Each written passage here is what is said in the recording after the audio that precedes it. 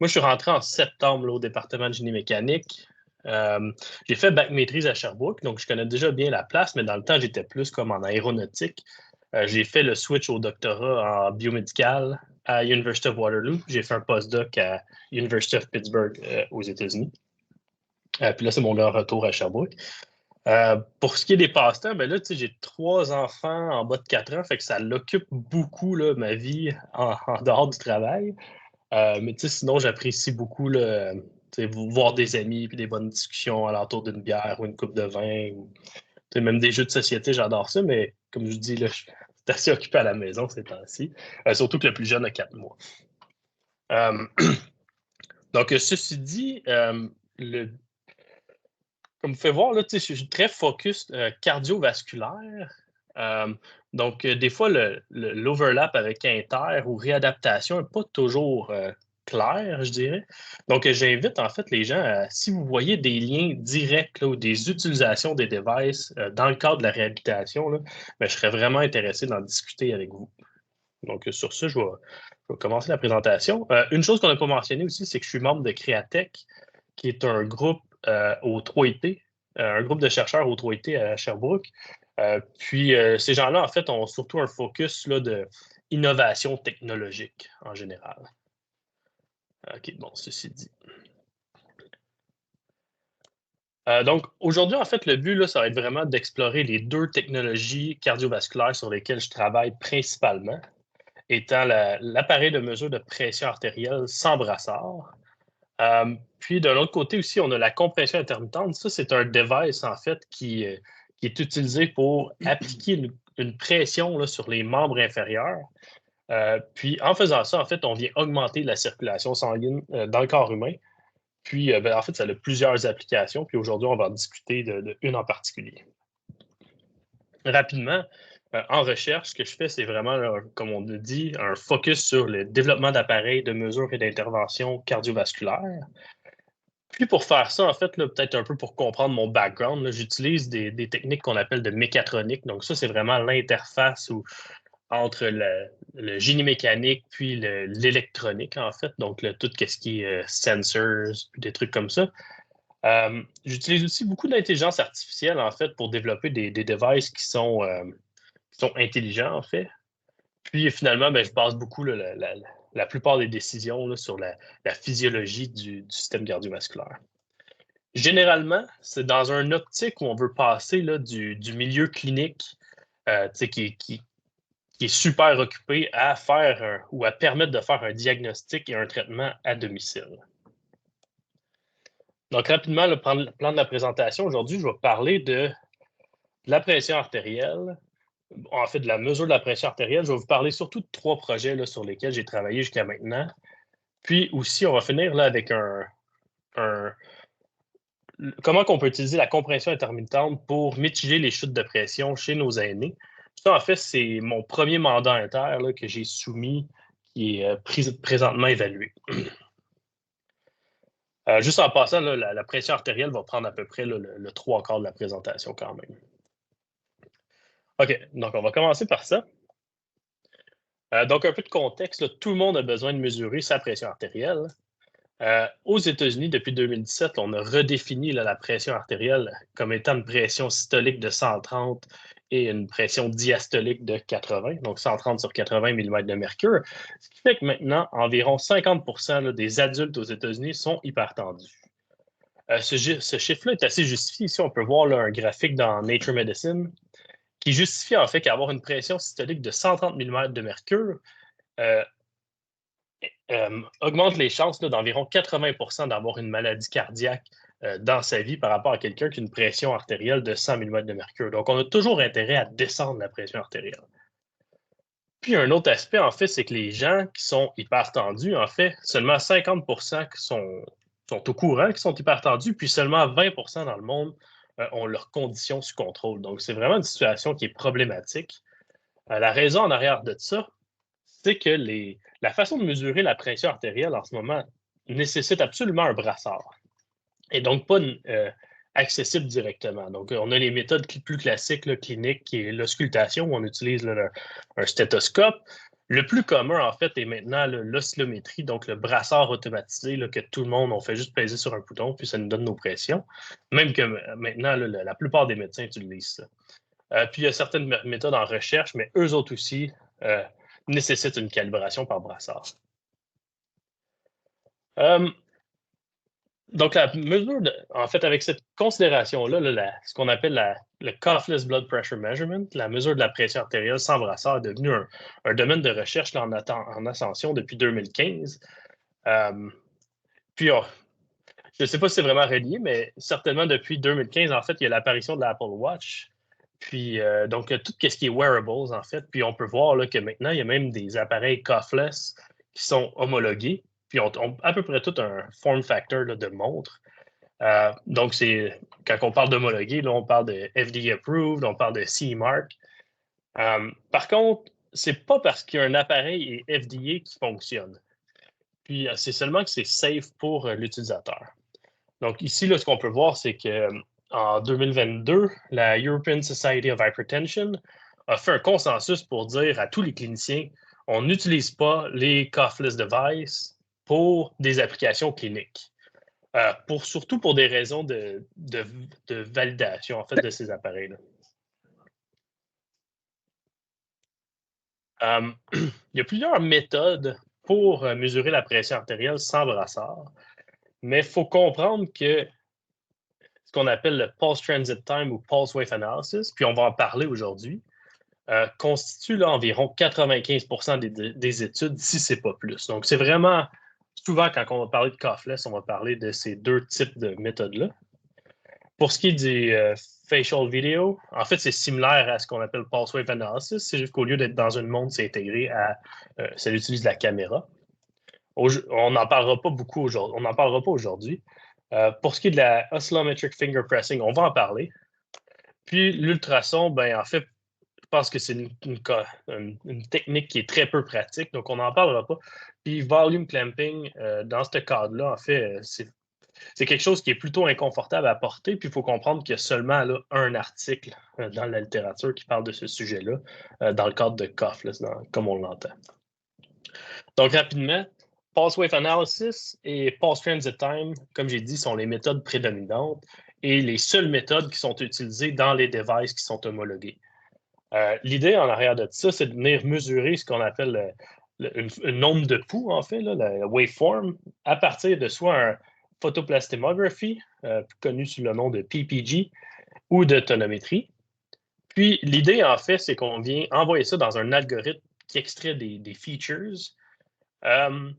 Puis des fois aussi, on va utiliser l'ECG pour venir mesurer le pulse arrival time, qui est le temps entre l'ECG et l'onde de pouls. Et on vient envoyer ça là, dans un gros neural net ou plusieurs techniques de machine learning classiques où on va venir prédire, à partir des features, la pression systolique et diastolique. Il faut comprendre que ce type-là d'algorithme-là, en fait, doit être entraîné sur des données existantes.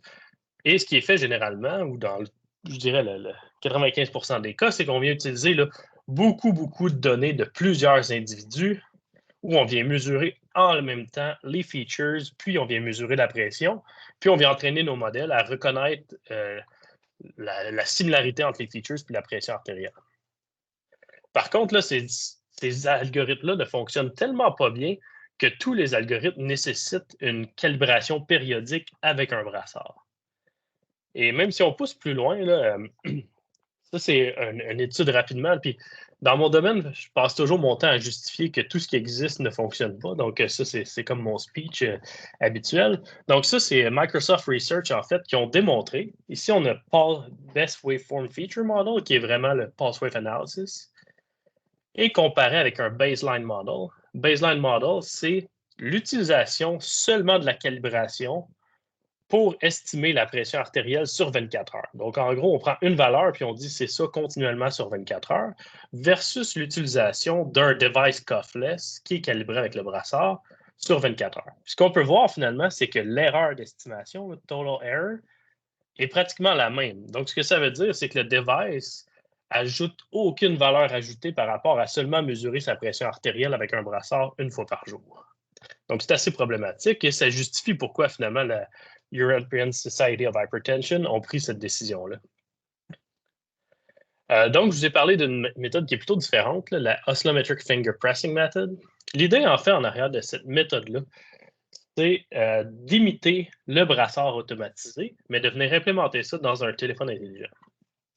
Où, en fait, la différence, c'est qu'on vient mesurer là, la pression artérielle au niveau du doigt en utilisant ce qu'on appelle un PPG Force Sensor Unit, qui vient mesurer là, des oscillations de volume et la pression externe appliquée sur l'artère, qui est finalement exactement les mêmes mesures que ce qui est fait dans un brassard. Puis par la suite, là, une grande différence, c'est qu'au lieu d'être automatisé, c'est qu'on vient demander à l'utilisateur de lui-même appliquer la pression sur l'artère de son doigt avec un guide visuel qui est affiché à l'écran. Puis finalement, on peut utiliser là, des algorithmes classiques de brassard pour venir calculer la pression systolique, diastolique et la pression moyenne. Il faut comprendre que ces PPG Force Sensor Units-là ne sont pas intégrés dans les téléphones intelligents actuellement. Puis ça mène à mon premier projet dans lequel je voulais vous parler, qui était, excusez-moi, de développer une application pour mesurer la pression artérielle à partir d'un téléphone intelligent qu'on a actuellement dans nos poches, donc qui n'utilise pas là, de PPG Force Sensor Unit. Donc, pour bien comprendre, je pense qu'il faut parler un peu de l'oscillométrie et comment ça fonctionne. Donc, un brassard automatisé, ici, là, on peut voir la pression externe en fonction du temps. Donc, on peut voir qu'on gonfle puis par la suite dégonfle, tout en mesurant les oscillations de volume dans le brassard. Lorsqu'on prend l'enveloppe de ce signal-là, on obtient un oscillogramme et à partir d'algorithmes, on est capable de calculer ou de dériver là, la pression systolique et diastolique. Pourquoi ça fonctionne en fait? Il faut comprendre que la relation entre le volume de sang dans une artère et la pression transmurale, qui est la pression artérielle moins la pression externe qui est appliquée sur l'artère, et non linéaire. Finalement, ce que ça représente, ça, c'est vraiment le diamètre de l'artère en fonction de la pression externe qui est appliquée sur l'artère. Donc, lorsqu'on vient d'utiliser, on vient représenter finalement la pression artérielle, la waveform au complet à pression constante, lorsqu'on vient projeter ça là, sur notre fonction non linéaire, ce qu'on peut voir, c'est que l'amplitude des oscillations de volume qui est mesurée par le brassard vient changer. Ce qui explique pourquoi l'oscillogramme augmente et diminue. Puis finalement, pourquoi on peut calculer la pression systolique et diastolique? Désolé pour une petite intégrale. Mais en gros, la définition là, ou la relation mathématique qui définit un oscillogramme, je vais vous montrer que c'est défini en fonction de la pression systolique et diastolique. C'est donc pour ça qu'on peut utiliser des algorithmes. Par contre, il faut comprendre que la rigidité artérielle est différente pour chaque personne. C'est pourquoi les algorithmes ne sont pas parfaits et il y a une certaine erreur de mesure. Bon, ça mène à la première méthode qu'on a développée, qui est la Oscillometric Hand Raising Method, où en fait l'idée est de venir exploiter que la pression transmurale, c'est deux termes. Donc, au lieu de venir varier la pression externe, on va venir varier la pression hydrostatique dans le doigt. Donc, rapidement, la méthode ici, la Oscillometric Hand Raising Method, comparée à un brassard. Ici, on vient mesurer la pression artérielle au niveau du pouce. Donc, à la première étape, l'idée est de venir placer son pouce sur la caméra frontale dans le but de mesurer un PPG, un signal PPG. Donc, la caméra nous permet de faire ça. La deuxième étape, on demande à l'utilisateur d'abaisser les mains, puis de commencer à appliquer une certaine pression sur son pouce. Lorsqu'on applique une pression, on va avoir des oscillations de volume via PPG, et ça, c'est détecté automatiquement par le téléphone. Puis, on utilise aussi là, ce qu'on appelle les capteurs capacitifs dans la caméra ou dans l'écran pour mesurer quelque chose qui est proportionnel à l'aire de contact et qui est donc proportionnel à la pression externe. La troisième étape, qui est la cruciale, on vient demander à l'utilisateur de tout en gardant la pression constante, de venir monter les mains dans les airs. Donc, en faisant ça, en fait, on vient changer là, la pression hydrostatique dans le pouce, puis ça vient changer la pression transmurale. Donc, on est capable d'obtenir un oscillogramme. Et une des limitations, en fait, de cette méthode-là, c'est qu'on peut seulement calculer ce qu'on appelle la pression du pulse, donc la différence entre la pression systolique et de la diastolique. parce qu'on ne connaît pas c'est quoi la pression externe qui est appliquée sur le pouce. Mais on connaît la différence entre la systolique et diastolique. Donc ça, c'est l'inconvénient. L'avantage, c'est que ça peut être fait à partir de n'importe quel téléphone intelligent dans nos poches. Donc, la première étape là, était de valider que la pression du pulse avait une valeur en détection de l'hypertension qui n'est pas vraiment connue dans la littérature parce qu'on a des outils pour mesurer directement systolique et diastolique. Donc, on a utilisé là, une base de données de 25 000 participants. On a développé là, un modèle qui permet d'estimer si la personne est hypertendue ou pas en fonction de la pression du pulse et d'autres paramètres démographiques. Puis ce qu'on a obtenu, en fait, c'est un ROC AUC de 0.9. En vrai, on voudrait un ROC AUC de 1, qui est en fait un 100% de taux de vrai positif pour 0% de taux de faux positif. Mais juste pour vous donner une référence, là, dans le fond, le test COVID-19, le test rapide, en fait, a un ROC AUC d'environ 0.85. Donc, je pense qu'avec ça, ça conclut que la pression du pulse a clairement une valeur là, comme outil de dépistage de l'hypertension. Donc ici, je vais vous montrer une vidéo qui montre l'application finale qu'on a développée. Here is a video demonstration of the smartphone pulse Vous pressure êtes app. censé entendre quelque chose. The user enters their arm length and selects the right or left thumb for measurement. The user holds the phone with their other hand and maintains a tight grip. The user extends their arms and locks their wrist angle. And when ready, the user initiates a measurement by tapping the measure button. The user places their thumb within the rectangular box near the front camera, which measures the PPG waveform, to press their thumb flat on the screen rather than at an angle. The user lowers their hands all the way down and slowly presses their thumb on the front camera and screen. The app displays a green oval denoting the thumb contact area on the screen, which is measured via the screen touch sensor. When the user releases thumb contact so that the green oval is within the target black oval, the app displays the PPG waveform. The user slowly presses until they find PPG oscillations. The app simultaneously detects the oscillations and displays a target red oval. The user continues to press until the green oval reaches the red one, and then the app starts a timer for the user to begin hand raising.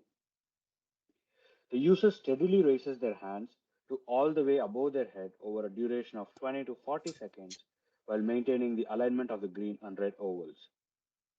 The app uses the accelerometer along with the user's arm length to measure the resulting hydrostatic pressure change in the thumb artery in millimeter mercury units. The measurement automatically ends when the app detects that the user has raised the phone above their head. A pulse pressure of 42 millimeter mercury and a heart rate of 62 beats per minute were obtained in this demonstration. The app computed the pulse pressure from the variable PPG oscillations as well as the hydrostatic pressure change, similar to an automatic cuff device. Donc ça, c'est l'application finale qu'on a développée. Là, on a passé par plusieurs étapes pour se rendre là, mais les résultats finaux ressemblent à ça. Donc, on a testé là, 24 participants. L'étude était faite, dans le fond, on demandait aux personnes de venir une journée de pratique où on leur montrait comment l'application fonctionnait. Puis les gens avaient comme 10 chances pour réussir trois mesures. Puis par la suite, dans le jour de l'étude, un peu le même principe. Puis ce qu'on peut voir finalement, c'est qu'on a, on a un taux de succès durant le jour de l'étude d'environ 60%, qui est une augmentation par rapport au jour de pratique. Donc, les gens s'améliorent dans le temps. Puis on peut voir là à gauche les experience users tendent vers 100% en fait. Donc, c'est une application qui est faisable, qui est utile. Puis les résultats, dans le fond, ici, on peut voir l'estimation de la pression du pulse en fonction de la pression du pulse mesurée par un brassard. Donc, on a une bonne corrélation, mais quand même une certaine variabilité. Par exemple, ce qui était intéressant pour nous, c'est que, donc c'est pas encore parfait, mais on avait testé auparavant avec des capteurs idéaux. Donc ça, c'était vraiment une clip qui venait maintenir la pression là, idéale au niveau du doigt. Ce qu'on peut voir, c'est que même avec une pression bien maintenue, la variation ou l'erreur est assez similaire. Donc, ce que ça veut dire, c'est que ce n'est pas l'utilisateur qui a de la misère à performer la méthode, mais plutôt l'algorithme qui doit être improved. Donc, pour un petit sommaire là, du premier projet, dans le fond, l'oscillométrie, Ça fonctionne parce qu'on peut exploiter les propriétés non linéaires des artères, puis ça fonctionne autant via un changement de pression interne qu'externe. Le hand-raising method, on a vu en fait que la pression du pulse permettrait de dépister l'hypertension. C'est une méthode qui est faisable pour l'utilisateur. Par contre, il reste à améliorer la précision des algorithmes. Ce qui mène un peu au deuxième projet duquel je voulais parler, c'est qu'en fait, notre hypothèse, pourquoi il y avait beaucoup d'erreurs, c'est qu'on applique là, des algorithmes d'estimation de la pression artérielle qui sont utilisés dans des brassards. Mais nous, on vient mesurer la pression artérielle au niveau du doigt, où les propriétés des artères du doigt sont beaucoup plus viscoélastiques que dans le bras. Donc ici, là, on peut voir un modèle purement élastique, comme je vous ai parlé tantôt, de la relation entre le volume et la pression transmurale, mais dans la réalité, ça a déjà été testé. On peut voir que les artères du doigt, on peut voir là, des loupes d'hystérésis à droite. Puis ces loupes d'hystérésis-là sont créées par les propriétés viscoélastiques. Donc l'idée de cette étude-là, c'est vraiment de venir voir, lorsqu'on applique des algorithmes classiques au niveau du doigt, quel est l'impact de la viscoélasticité. Pour répondre à cette question-là, en fait, on avait besoin d'un modèle de viscoélasticité qui permet de relier là, les paramètres qui sont mesurés lors de l'oscillométrie à l'oscillogramme et pour pouvoir là, explorer ce que la viscoélasticité fait. Puis, ben, en fait, les modèles viscoélastiques n'existaient pas dans la littérature, donc on a eu à développer nos propres modèles. Donc, ce qu'on a fait ici, là, rapidement, c'est un modèle de dynamique non linéaire. Puis, on a utilisé des modèles assez classiques là, dans la littérature d'identification de système, en fait, qui sont des modèles Hammerstein puis Wiener. L'avantage de ces modèles-là, en fait, c'est qu'indépendamment, on peut venir mettre les propriétés non élastiques non linéaires des artères, puis on a un autre bloc indépendant qui vient ajouter des propriétés visqueuses. Donc, par la suite, un coup qu'on avait identifié quelque chose qui avait la possibilité d'identifier la dynamique de notre système ou des artères, l'idée était de venir identifier les paramètres du modèle à partir de données. Donc, ce qu'on a fait, c'est qu'on avait un banc d'essai qui permettait de mesurer un PPG puis la contact pressure.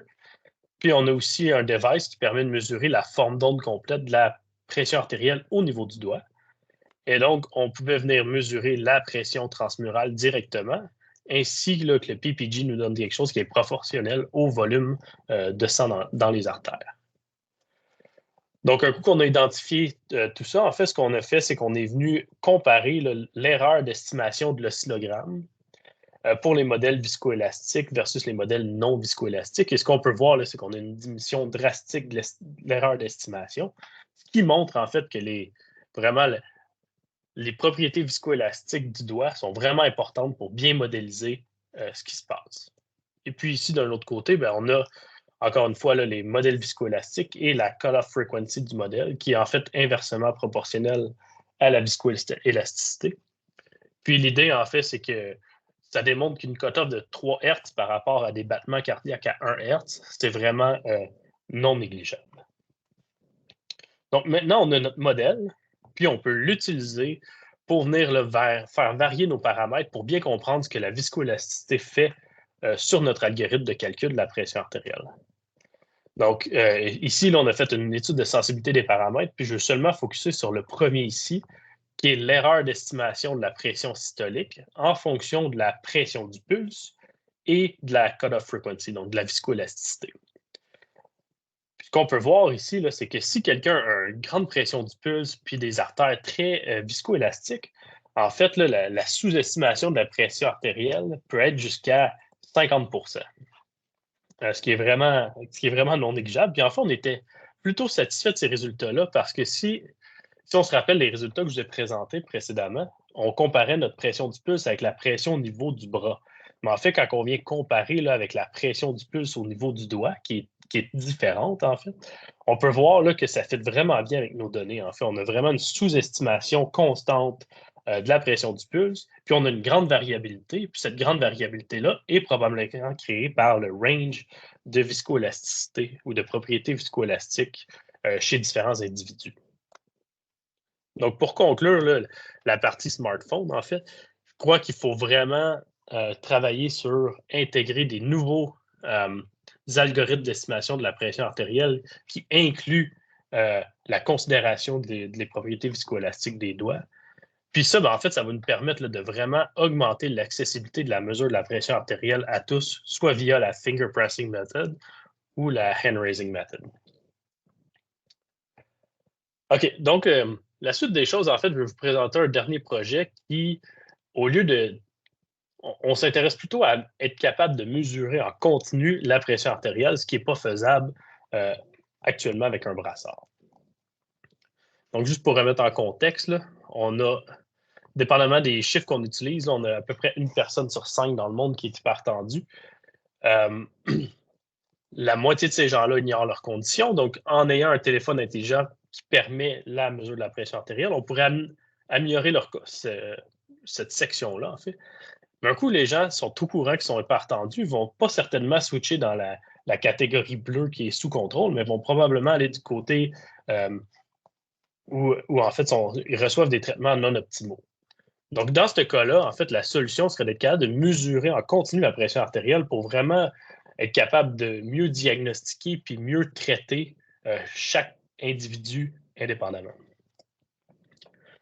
Donc, ce que j'ai fait, en fait, c'est que là, je vous ramène dans ce que j'ai présenté au début, qui est la Pulse Wave Analysis. Donc, les gens, ce qu'ils font généralement, c'est qu'ils utilisent le CG et le PPG combinés à un réseau de neurones pour estimer la pression systolique et la pression diastolique.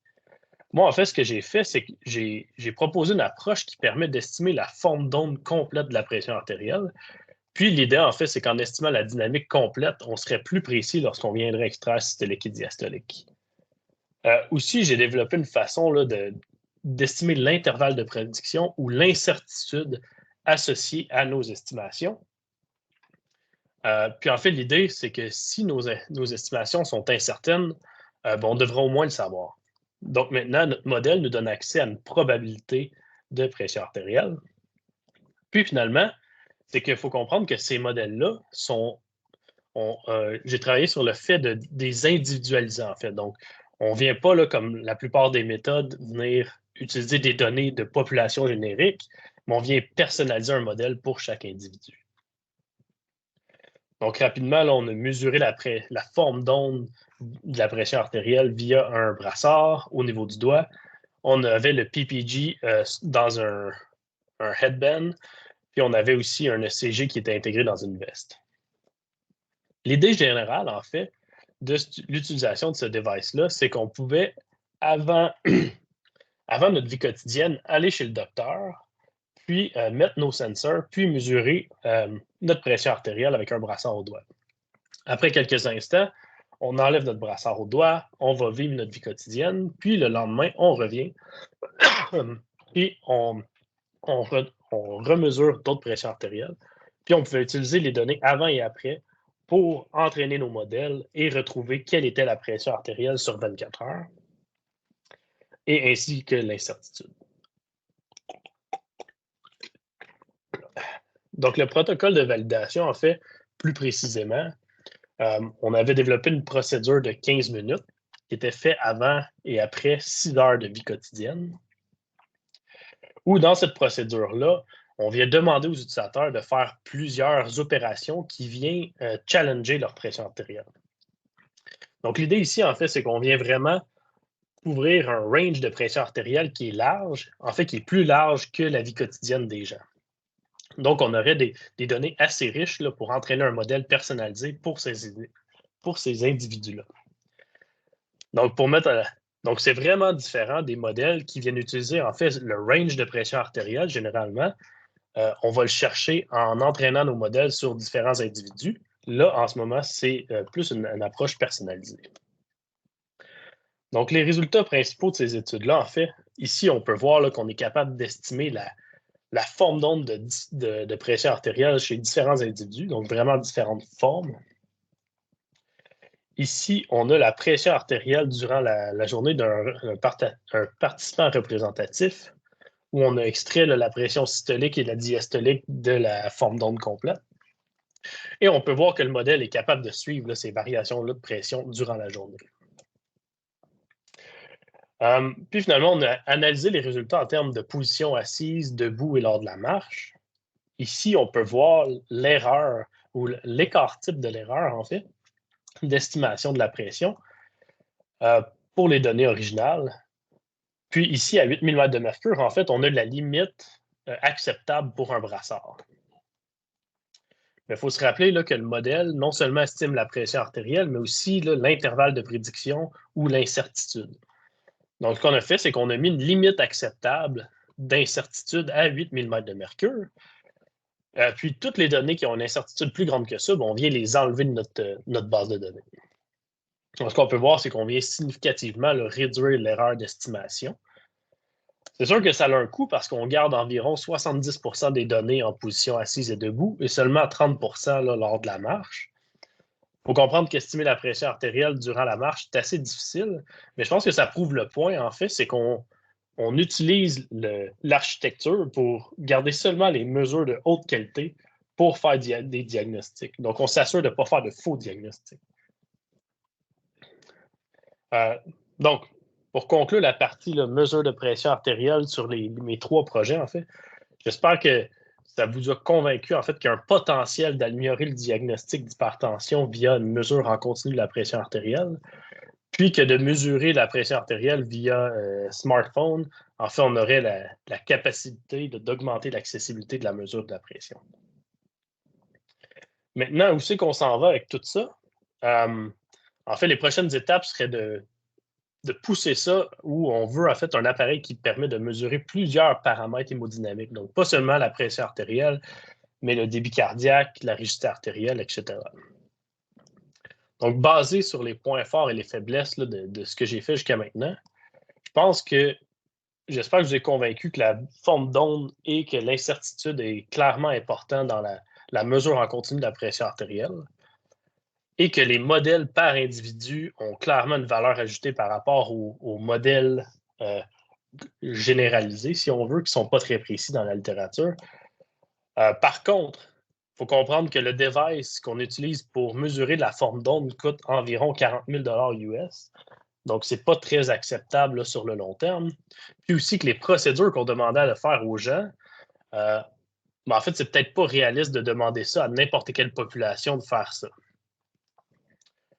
Donc, il faut travailler sur ces faiblesses-là. Donc, l'idée, en fait, c'est de faire un appareil qu'on va appeler semi-cuffless. Donc, l'idée en général, c'est de travailler sur un brassard ou quelque chose qui ressemblerait à un brassard au niveau du poignet. Ici, ça, c'est un device de home run, donc c'est vraiment pour illustration. Là.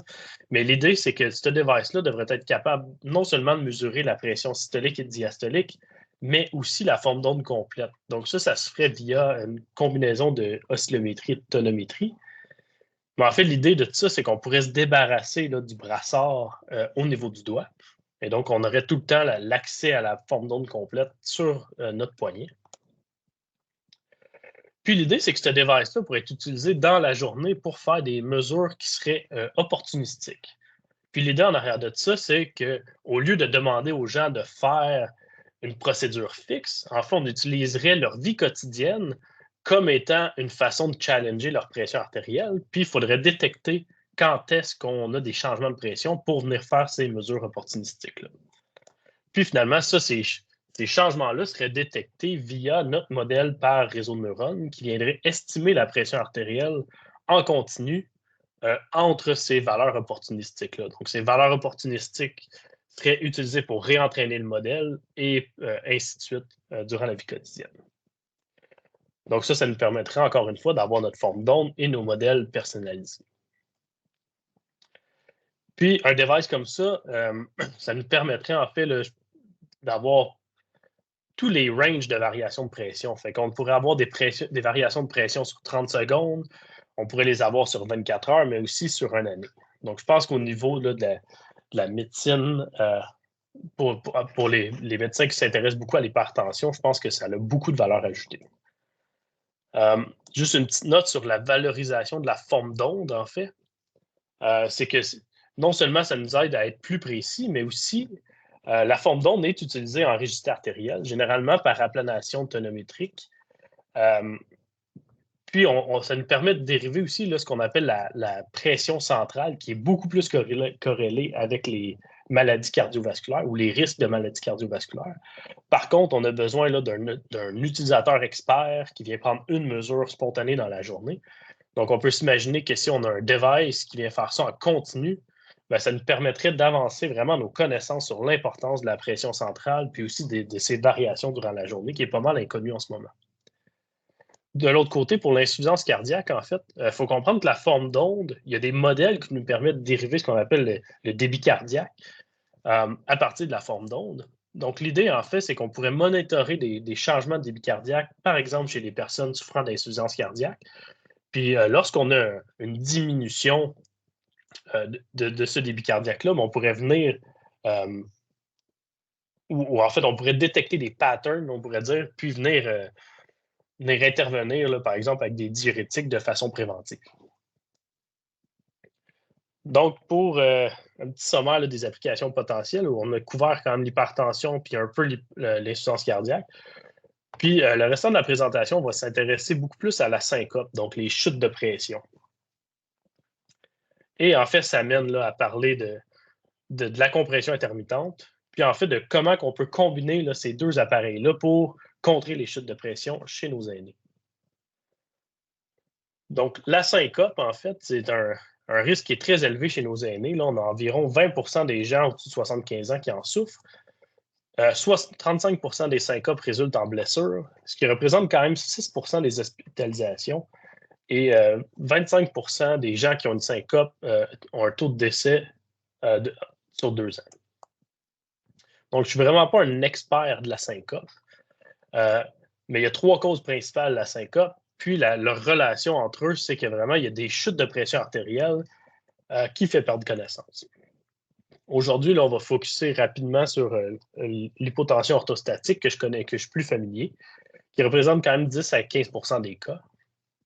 Mais il faut comprendre que 40 des cas de syncope sont inconnus. Donc, on a quand même une bonne proportion des cas de syncope en s'intéressant à l'hypotension orthostatique. C'est quoi ça, l'hypotension orthostatique? C'est lorsqu'on a un changement de posture, en fait, on a une redistribution des fluides ou du sang, du volume de sang dans le corps qui va aller à cause de la gravité dans les jambes. Puis ça crée des chutes de pression. Chez une personne normale, en fait, on va avoir une chute de pression quand même, mais on a des mécanismes compensatoires qui vont venir là, remonter notre pression artérielle de façon normale. Par exemple, chez une personne qui souffre d'hypotension orthostatique, on peut voir là, que la pression artérielle chute, mais reste basse, puis finalement, ça peut mener à une perte de conscience. Une des solutions mécaniques à ça, en fait, c'est la compression intermittente. Ici, on a l'exemple du Second Heart, qui est un device qu'on avait développé à University of Waterloo. Puis l'idée de ce device-là, en fait, c'est qu'on vient appliquer de la pression sur les mollets. Puis l'idée, c'est de venir imiter ce qu'on appelle l'effet de pompage des muscles. Donc, comme on peut voir là, cette image-là, dans le fond, les muscles, quand ils viennent se contracter, ils viennent squeezer les veines. Puis ça ramène le retour veineux au niveau du cœur. Donc, le fonctionnement du Second Heart, en fait, c'est qu'on peut voir ici, on a 5 brassards qui viennent se compresser ou se gonfler de façon péristaltique, donc de bas en haut, mais tout ça en 200 millisecondes, donc vraiment rapidement. Puis l'idée, en fait, c'est qu'ici, on peut voir un ECG. Là, donc, l'idée, c'est de pouvoir venir se timer à chaque battement cardiaque pour vraiment maximiser le retour sanguin ou le retour veineux au niveau du cœur. Puis il faut comprendre que c'est très différent des devices qui s'ajoutent sur le marché en ce moment, où, par exemple, on a un device qui comprime sur 4 secondes et seulement une fois par minute. Donc, on ne vient pas vraiment augmenter la circulation sanguine globale avec ça. On a déjà démontré que chez les personnes âgées, en fait, on est capable de minimiser là, les chutes de pression. Ici, là, on peut voir qu'on a une réduction de la chute totale de pression, mais encore plus important, on a une récupération de la pression artérielle qui est normale après le changement de posture. Puis la même chose, en fait, du côté, on a mesuré le blood flow au niveau du cerveau. Puis on a une augmentation du débit au cerveau. Donc, je pense que ça démontre le point, finalement, qu'on viendrait minimiser les syncopes.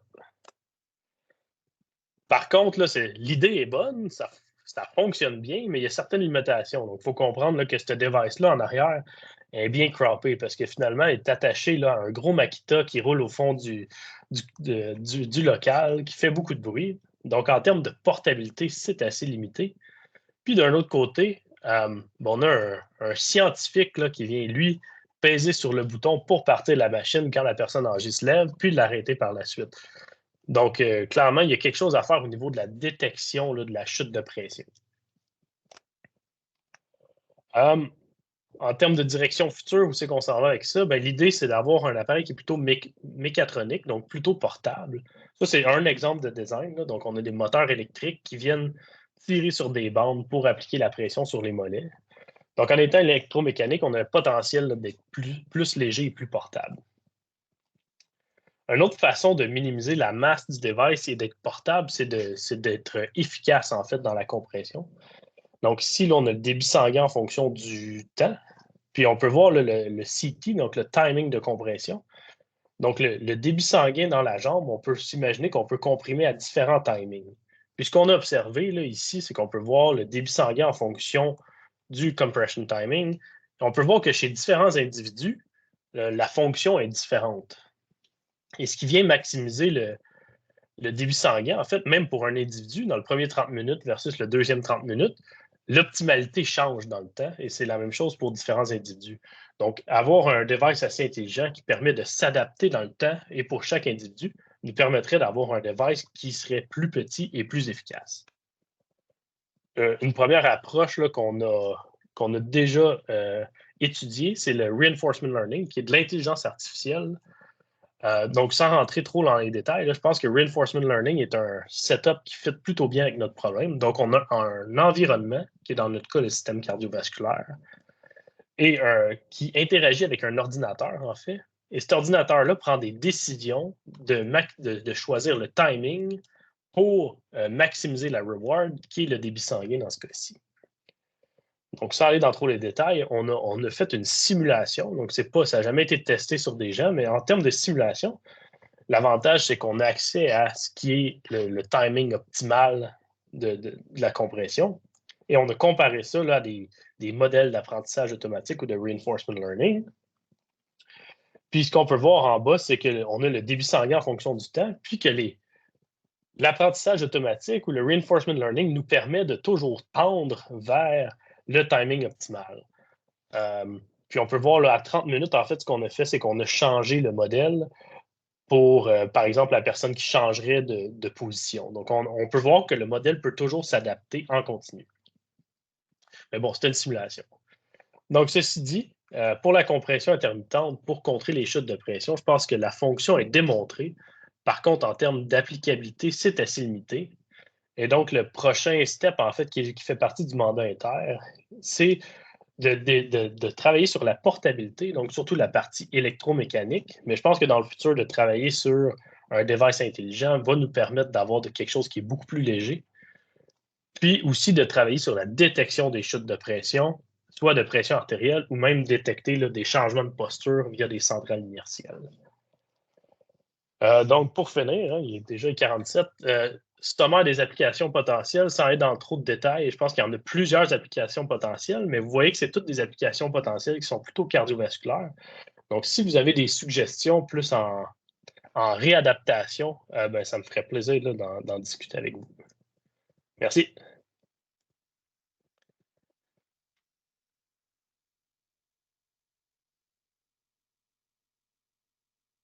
Merci Cédric. Donc, des applaudissements silencieux virtuels, c'est ce qu'on a pour toi aujourd'hui. Hey. Donc, je vais lancer la période de questions. S'il y en a qui ont des questions, là, c'est le moment. Il nous reste quand même une dizaine de minutes là, encore là, pour des questions, s'il y en a, ou des commentaires ou des suggestions. Donc, en ordre, il y a des mains levées. Je vais y aller avec Félix. Salut Cédric, merci beaucoup pour la présentation, mais pas merci en même temps parce que moi je présente le prochain, puis là la barre est un petit peu trop haute à mon goût, là. Mais on va faire avec. Écoute, moi c'est pas quelque chose que je connais, là, le cardiovasculaire, là, puis j'ai l'impression, en tout cas, d'avoir suivi, là. Fait que, bravo.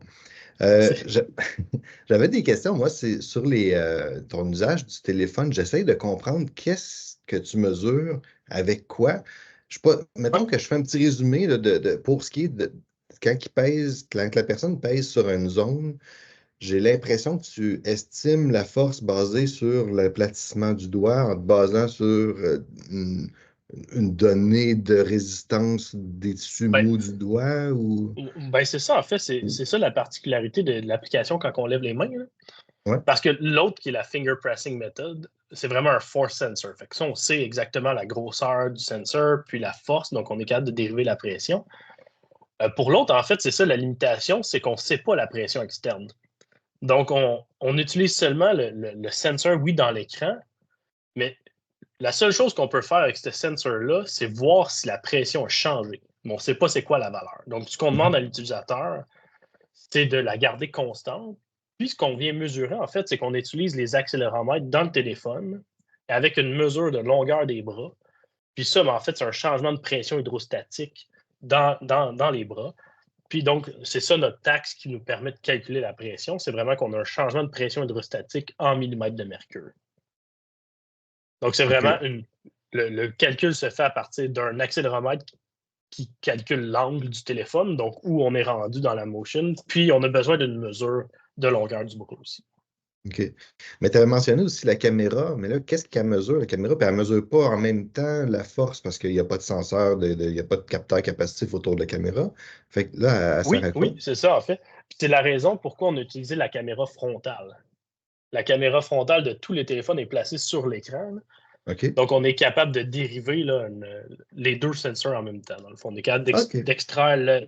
Puis, ce qu'on prend, dans le fond, le PPG, c'est aussi simple qu'une réflexion de lumière, hein. Fait que on utilise la lumière ambiante, puis la réflexion de ce qui est fait via la caméra puis on est capable de voir des pulses, qui est exactement un signal PPG. Ce qu'on fait, en fait, c'est qu'on divise en rouge, bleu, puis vert.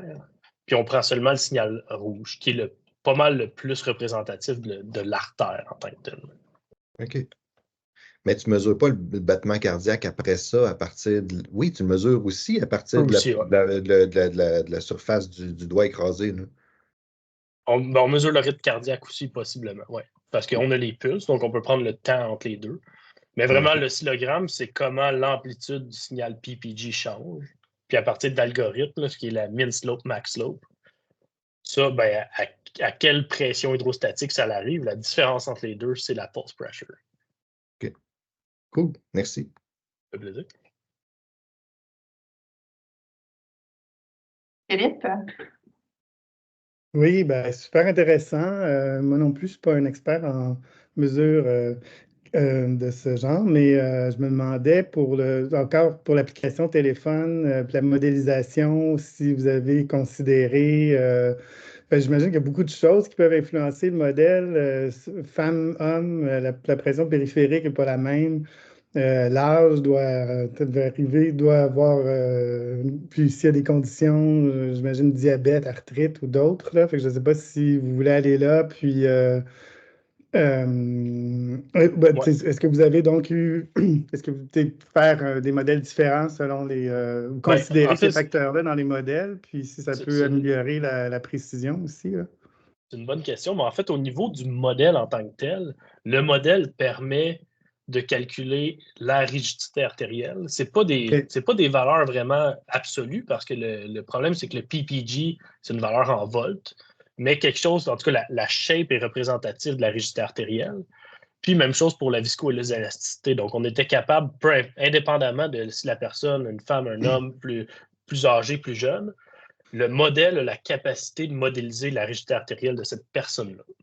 Mhm. Donc, côté modèle, c'est ça que ça nous a donné. Puis c'est pour ça qu'on a un grand range de viscoélasticité, c'est que chaque personne est différente. Oui. Donc, ça, puis en fait, je pense que ta question est encore plus importante pour le futur. C'est comment qu'on va utiliser ce modèle-là pour développer des nouveaux algorithmes qui tiennent en compte la viscoélasticité. Puis ça, Mhm. clairement, ça va être important de tester un encore plus grand range que qu'est-ce qu'on a fait. Tu sais, nous, je pense qu'on avait peut-être un 40 ans, plus ou moins 10, là, chez les 24 participants, mettons. Donc, pas seulement une population étudiante, mais pas nécessairement des personnes âgées non plus. Puis je pense que ça va être un grand défi. Puis pas des gens qui font de la haute pression ou de la basse pression ou des. En fait, c'est assez difficile. Là, on était à Pittsburgh dans ce temps-là. Le problème de trouver des gens hypertendus, c'est que quand ils le savent, ils sont médicamentés puis ils le sont plus. Il faudrait qu'ils arrêtent de prendre des médicaments. Oui, c'est ça. Fait que c'est quand même un challenge de trouver ces patients-là.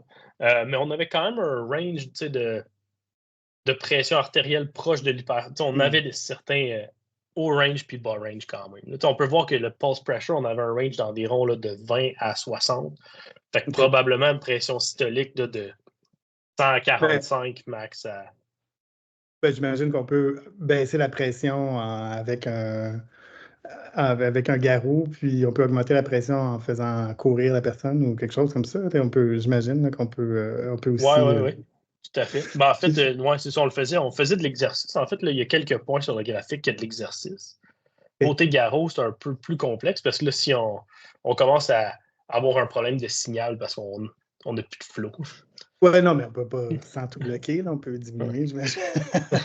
Mais ça m'amène à l'application. En tout cas, là, je suis directeur du centre de recherche interdisciplinaire en réadaptation, le CRIR à Montréal. Puis si je mets mon chapeau de directeur, comme on dit, on a quand même plusieurs chercheurs qui s'intéressent à la physiologie de l'exercice ou des protocoles d'exercice en réadaptation. Souvent, ils sont équipés, là, quand c'est des interventions, ils sont tous équipés, mais je peux penser que s'ils veulent faire des interventions à domicile, des choses comme ça pourrait être clairement d'intérêt. Puis il y a sur un des sites du CRIR aussi, justement, en réadaptation cardio-pulmonaire, c'est quand même, les gens, les MPOC, là, puis ces conditions, les conditions comme ça, je peux voir certainement des applications là, de télémonitoring ou de feedback après des exercices ou comme mesurer la pression pendant des exercices. Souvent, c'est ça, il y a même après un AVC ou après, il y a des.